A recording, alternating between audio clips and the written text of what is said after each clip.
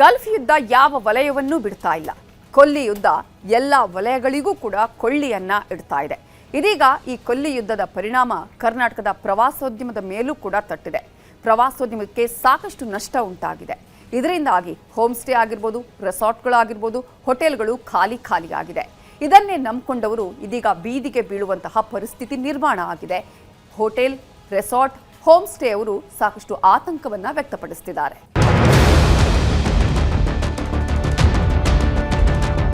Gas ಬರ್ತಾ ಇಲ್ಲ sir. ನಮಗೆ ಎಷ್ಟು ದಿನ ಆಯ್ತು? 28ನೇ ತಾರೀಕೆ ನಂಬರ್ ಎಲ್ಲ ಕಳಿಸ್ತಾರೆ. ಈಗ ಬಂದು ಕೇಳಿದ್ರೆ ಗ್ಯಾಸ್ ಬಂದ ಕೊಡ್ತೀವಿ.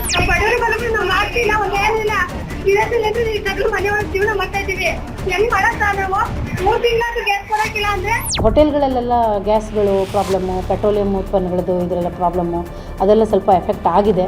ಆಗಿಲ್ಲ ಅಂತಲ್ಲ. ಮನೆ ಹೋಟೆಲ್ನಲ್ಲಿ ಸಿಲಿಂಡರ್ ಖಾಲಿ, ಪ್ರವಾಸಿ ಸ್ಥಳಗಳಲ್ಲಿ ಪ್ರವಾಸಿಗರು ಖಾಲಿ. ಟೂರಿಸಂ ಮೇಲೆ ವಾರ್ ಎಫೆಕ್ಟ್ ಬಿಕೋ ಅಂತಿವೆ ಹೋಟೆಲ್, ರೆಸಾರ್ಟ್. ಪ್ರವಾಸಿಗರು ಬರ್ತಾ ಇಲ್ಲ, ವ್ಯಾಪಾರ ವಹಿವಾಟು ನಡೀತಾ ಇಲ್ಲ. ಸಣ್ಣ ಹೋಟೆಲ್ ನಡೆಸೋದು ಕಷ್ಟ, ಐಷಾರಾಮಿ ಹೋಟೆಲ್ಗೆ ಭಾರೀ ನಷ್ಟ.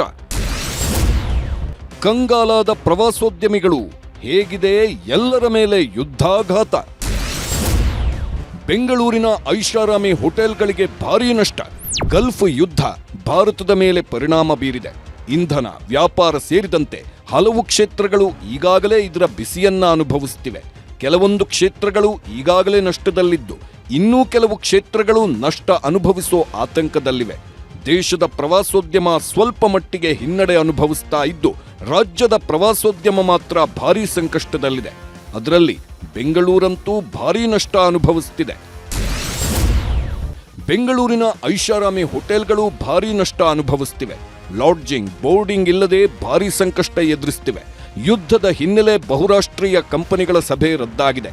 ಎಂಎನ್ಸಿ ವಾರ್ಷಿಕ ಸಭೆ, ವಿದೇಶಿ ಪ್ರತಿನಿಧಿಗಳ ಸಭೆಗಳನ್ನು ಕ್ಯಾನ್ಸಲ್ ಮಾಡಲಾಗಿದೆ. ಯುದ್ಧದಿಂದಾಗಿ ಕೊಲ್ಲಿ ದೇಶಗಳಿಂದ ಬರುತ್ತಿದ್ದ ವಿಮಾನಗಳು ಬಂದಾಗಿವೆ. ಇದೆಲ್ಲ ಕಾರಣದಿಂದ ಬೆಂಗಳೂರು ಸೇರಿದಂತೆ ರಾಜ್ಯಕ್ಕೆ ಬರುತ್ತಿದ್ದ ಪ್ರವಾಸಿಗರ ಸಂಖ್ಯೆ ಇಳಿಕೆಯಾಗಿದೆ. ಬೆಂಗಳೂರಿನಲ್ಲಿ 30% ರೂಮ್ ಬುಕ್ಕಿಂಗ್ ಕಡಿತವಾಗಿದೆ. ಒಂದು ತಿಂಗಳಲ್ಲಿ 200 ಕೋಟಿಗೂ ಅಧಿಕ ಖೋತ ಆಗಿದೆ. 3 ವಾರಗಳಲ್ಲಿ 150 ಕೋಟಿಯಷ್ಟು ವ್ಯವಹಾರ ನಷ್ಟವಾಗಿದೆ. ಯುದ್ಧ ನಡೆಯುತ್ತಿರೋ ಕಾರಣದಿಂದ ಬೆಂಗಳೂರಿಗೆ ಬರೋರ ಸಂಖ್ಯೆ ಕಡಿಮೆಯಾಗಿದೆ. ಆದ್ದರಿಂದ ಐಷಾರಾಮಿ ಹೋಟೆಲ್ಗಳಲ್ಲಿ ವಹಿವಾಟು ಇಲ್ಲವಾಗಿದೆ. ಐಷಾರಾಮಿ ಹೋಟೆಲ್ಗಳದ್ದು ಒಂದು ಕಥೆಯಾದರೆ, ಸಣ್ಣ ಮತ್ತು ಮಧ್ಯಮ ಹೋಟೆಲ್ಗಳು ಕೂಡ ಕಷ್ಟ ಅನುಭವಿಸುತ್ತಿವೆ. ದಿನನಿತ್ಯದ ನಿರ್ವಹಣಾ ವೆಚ್ಚವನ್ನ ಸರಿದೂಗಿಸಲು ಪರದಾಡ್ತಿವೆ. ಇದೆಲ್ಲ ವಾರ್ ಎಫೆಕ್ಟ್. ಐಷಾರಾಮಿ ಹೋಟೆಲ್ಗಳಿಗೆ ಗ್ಯಾಸ್ ಪ್ರಾಬ್ಲಮ್ ಎದುರಾಗಿದ್ದು, ಸಣ್ಣ ಮತ್ತು ಮಧ್ಯಮ ಹೋಟೆಲ್ಗಳು ಗ್ಯಾಸ್ ಕೂಡ ಸಿಗದೆ ಭಾರೀ ಸಂಕಷ್ಟ ಎದುರಿಸುತ್ತಿವೆ. ಇದು ಕೂಡ ಪ್ರವಾಸೋದ್ಯಮದ ಮೇಲೆ ಭಾರೀ ಪರಿಣಾಮ ಬೀರುತ್ತಿವೆ. ಮೈಸೂರಿನ ಪ್ರವಾಸಿ ಸ್ಥಳಗಳು ಖಾಲಿ, ವೀಕೆಂಡ್ನಲ್ಲೂ ನೋ ಬುಕ್ಕಿಂಗ್. ಮೈಸೂರಿನಲ್ಲಿ ತುಂಬಾ ಪ್ರವಾಸಿ ಸ್ಥಳಗಳಿವೆ. ಈ ಪ್ರವಾಸಿ ಸ್ಥಳಗಳನ್ನು ನೋಡೋದಕ್ಕೆ ಪ್ರತಿದಿನ ಲಕ್ಷಾಂತರ ಪ್ರವಾಸಿಗರು ಬರ್ತಾರೆ. ಆದರೆ ಈಗ ವಾರ್ ಎಫೆಕ್ಟ್ ಯಾವ ರೀತಿ ಇದೆ ಅಂದ್ರೆ, ಮೈಸೂರಿನಲ್ಲಿ ಪ್ರವಾಸೋದ್ಯಮ ಸಂಪೂರ್ಣ ಕುಸಿತವಾಗಿದೆ. ವಾರಾಂತ್ಯದಲ್ಲೂ ಪ್ರವಾಸಿಗರು ಮೈಸೂರಿಗೆ ಬರ್ತಾನೇ ಇಲ್ಲ. ವಿದೇಶಿ ಪ್ರವಾಸಿಗರಂತೂ ಮೈಸೂರಿನಲ್ಲಿ ಕಾಣೋದೇ ಇಲ್ಲ.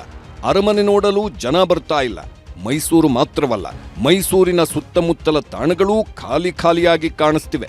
ಮೈಸೂರಿನಲ್ಲಿರೋ 40% ಹೋಟೆಲ್ ರೂಮ್ಗಳು ಖಾಲಿಯಾಗಿವೆ. ವೀಕೆಂಡ್ನಲ್ಲೂ ರೂಮ್ ಬುಕ್ಕಿಂಗ್ ಜಾಸ್ತಿ ಆಗದೆ ಪ್ರವಾಸಿಗರನ್ನ ನಂಬಿಕೊಂಡಿದ್ದವರು ತಲೆ ಮೇಲೆ ಕೈ ಇಟ್ಕೊಂಡು ಕೂತ್ಕೊಂಡಿದ್ದಾರೆ. ರೆಸ್ಟೋರೆಂಟ್ ಆಗ್ಬೋದು, ಮತ್ತೆ ಹೋಟೆಲ್ಸ್ ಆಗ್ಬೋದು, ಎಲ್ಲ ಖಾಲಿ ಹೊಡಿತಾ ಇದೆ. ವ್ಯಾಪಾರ ಎಲ್ಲ ಕುಸ್ತಿದೆ. ಮೇಜರು ವಾರ್ ನಡೀತಾ ಇದೆ. ಅದೇ ಟೂರಿಸಂ ಯಾರು ಬರ್ತಿಲ್ಲ. ಪ್ರವಾಸೋದ್ಯಮ ಇಲಾಖೆ ತುಂಬಾನೇ ಕುಸ್ತಿದೆ.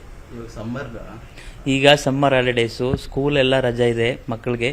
ಅದರಿಂದಾಡಿ ಎಲ್ಲ ಬರಬೇಕಿತ್ತು. ಈಗ ಆಲ್ರೆಡಿ ಸ್ಟಾರ್ಟ್ ಆಗಬೇಕಿತ್ತು ಸೀಸನ್ನು. ಅಂದರೆ ಮೈಸೂರಲ್ಲಿ ಯಾರು ತುಂಬಾನೇ ಕಮ್ಮಿ ಆಗ್ಬಿಟ್ಟಿದೆ ಬಿಸ್ನೆಸ್ಸು. ಯಾರು ಟೂರಿಸ್ಟ್ ಬರ್ತಾ ಇಲ್ಲ ಮೈಸೂರಿಗೆ. ಗ್ಯಾಸ್ ಸಿಗ್ತಾ ಇಲ್ಲ, ಕಮರ್ಷಿಯಲ್ ಗ್ಯಾಸ್ ಕೊರತೆ ಜಾಸ್ತಿನೇ ಇದೆ. ಆದ್ದರಿಂದ ಹೋಟೆಲ್ಗಳನ್ನೇ ಊಟ ತಿಂಡಿಗೆ ನಂಬಿಕೊಂಡಿರೋ ಪ್ರವಾಸಿಗರಿಗೆ ಆತಂಕವಿದೆ. ಊಟ ತಿಂಡಿ ಸರಿಯಾಗಿ ಸಿಗುತ್ತೋ ಸಿಗಲ್ವೋ ಅನ್ನೋ ಆತಂಕದಿಂದ ಸ್ವಲ್ಪ ಪ್ರವಾಸಿಗರು ಪ್ರವಾಸಕ್ಕೆ ಬರ್ತಿಲ್ಲ ಅಂತಿದ್ದಾರೆ ಹೋಟೆಲ್ ಮಾಲೀಕರು. ಹಿನ್ನಡೆಯಾಗಿದೆ ಪ್ರವಾಸೋದ್ಯಮಕ್ಕೆ. ಕಾರಣ ಏನಂತಂದ್ರೆ, ಕಮರ್ಷಿಯಲ್ ಗ್ಯಾಸು ಸಮಸ್ಯೆ ಇತ್ಯರ್ಥ ಆಗಿಲ್ಲ. ಸಾಕಷ್ಟು ಹೋಟೆಲ್ಗಳು ಮುಚ್ಚಿದೆ. ಆಮೇಲೆ ಜನ ಕೂಡ ಪ್ರವಾಸಿಗರು ಎದುರ್ತಾ ಇದ್ದಾರೆ. ಪ್ರವಾಸೋದ್ಯಮ ಮೈಸೂರು ಹೇಗೆ ಹೋಗೋದು, ಊಟ ತಿಂಡಿ ಸರಿಯಾಗಿ ಸಿಗುತ್ತೋ ಇಲ್ವೋ ಗೊತ್ತಿಲ್ಲ. ಬೇಸಿಗೆ ರಜೆ ಇದ್ರೂ ಪ್ರವಾಸಿಗರು ಆಸಕ್ತಿ ತೋರ್ತಿಲ್ಲ. ಈಗ ಬೇಸಿಗೆ ಕಾಲ, ತುಂಬಾ ಮಂದಿ ಪ್ರವಾಸ ಹೊರಡೋದಕ್ಕೆ ಬೇಸಿಗೆಯನ್ನೇ ಆಯ್ಕೆ ಮಾಡ್ಕೋತಾರೆ. ಅಷ್ಟೇ ಅಲ್ಲ, ಬೇಸಿಗೆಯಲ್ಲಿ ವಿದ್ಯಾರ್ಥಿಗಳಿಗೆ ರಜೆ ಇರುತ್ತೆ. ಆದ್ದರಿಂದ ಪ್ರತಿ ವರ್ಷ ಬೇಸಿಗೆಗೆ ಮೈಸೂರು ತುಂಬಿ ತುಳುಕ್ತಾ ಇತ್ತು. ಆದರೆ ಈ ಬಾರಿ ಯುದ್ಧದ ಎಫೆಕ್ಟ್ನಿಂದ ಬೇಸಿಗೆಯಲ್ಲೂ ಮೈಸೂರು ಖಾಲಿಯಾಗಿದೆಯಂತೆ. ರಾಜ್ಯದ ಬೀಚ್ಗಳು ಬಣಬಣ, ದೇವಸ್ಥಾನಗಳಿಗೂ ಬರ್ತಿಲ್ಲ ಭಕ್ತರು. ಗಲ್ಫ್ ವಾರ್ನಿಂದ ರಾಜ್ಯದ ಬಹುತೇಕ ಬೀಚ್ಗಳಲ್ಲಿ ಜನರೇ ಇಲ್ಲ. ಹೋಟೆಲ್ಗಳಲ್ಲಿ ಗ್ಯಾಸ್ ಸಿಗದೇ ಇರೋದೇ ಇದಕ್ಕೆಲ್ಲ ಕಾರಣ ಅಂತ ಹೇಳಲಾಗ್ತಿದೆ.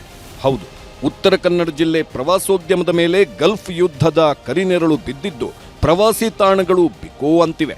ಆದ್ದರಿಂದ ಅಲ್ಲಿನ ಆರ್ಥಿಕತೆ ಪಾತಾಳಕ್ಕೆ ಮುಟ್ಟಿದೆ. ದಾಂಡೇಲಿ, ಗೋಕರ್ಣ, ಮುರುಡೇಶ್ವರ, ಕಾರವಾರ ಖಾಲಿಯಾಗಿದ್ದು ಪ್ರವಾಸಿಗರ ಸಂಖ್ಯೆಯಲ್ಲಿ ಭಾರೀ ಇಳಿಮುಖವಾಗಿದೆ. ಹೋಟೆಲ್ಗಳ ಮತ್ತು ಪ್ರವಾಸೋದ್ಯಮದಿಂದ ಚಟುವಟಿಕೆಗಳಿಂದ ಬರೋ ಆದಾಯದಲ್ಲಿ ಭಾರೀ ಕುಸಿತ ಕಂಡಿದೆ. ಪ್ರವಾಸಿಗರು ಬರ್ತಿಲ್ಲ, 50% ಆದಾಯ ಕುಸಿತ. ಈ ಮೊದಲು ಉತ್ತರ ಕನ್ನಡ ಜಿಲ್ಲೆಯಲ್ಲಿ ಪ್ರವಾಸೋದ್ಯಮದಿಂದ ವಾರಕ್ಕೆ 8 ರಿಂದ 10 ಕೋಟಿ ಲಾಭವಾಗ್ತಾ ಇತ್ತು. ಆದರೆ ಈಗ ಯುದ್ಧದ ನಂತರ 4 ಕೋಟಿಗೆ ಆದಾಯ ಕುಸಿದಿದೆ. ಹೋಟೆಲ್ಗಳಲ್ಲಿ ಗ್ಯಾಸ್ ಇಲ್ಲದೆ ಪ್ರವಾಸಿಗರು ಕೇಳಿದ ತಿಂಡಿ ಕೊಡಲಾಗ್ತಿಲ್ಲ.